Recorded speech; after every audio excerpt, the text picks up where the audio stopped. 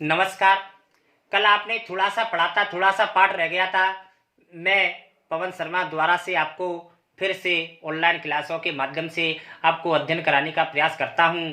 और कल मैंने आपको बताया था कि इस पाठ का नाम जो माता का आंचल रखा गया है वो क्यों रखा गया है, कैसे रखा गया है, इस बारे में। तो जब बालक सरफ खाने से या सरफ को देख करके भयभीत होता है तो अंटाचित होता है, कभी उसके जैसे सारे जो शरीर था उसमें लहूलुहान हो गया।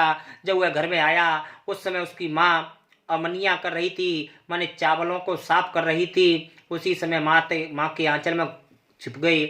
हमें डर से कांपते हुए देख करके वह जोर जोर से रो पड़ी, सब काम छोड़ बैठी, अधीर होकर हमारे भय का कारण पूछने लगी। कभी हमें अंग भरकर दबाती, अंग भरना माने अपने पास रखना, कभी हमारे अंगों को अपने आंचल से पहुँचकर हमें चूम लेती और हमें संकट में पड़ गई, बड़े संकट में पड़ गई।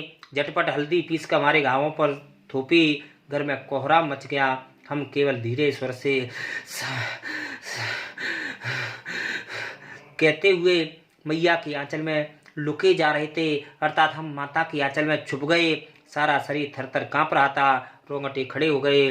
हम आंखें खुलना चाहते थे पर वे खुलती नहीं थी। हमारे कांपते हुए होठों को मैया बार बार निहार कर रोती और बड़े लाड़ से हमें गले लगा लेती। इसी समय दौड़े बाबूजी आए, आकर हमें झट से मैया की गोद से लेने लगे।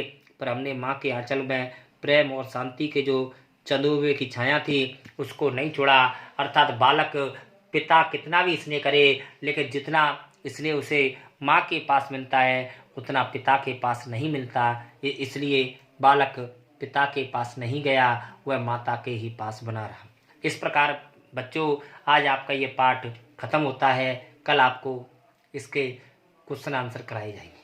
तब तक के लिए नमस्कार, धन्यवाद।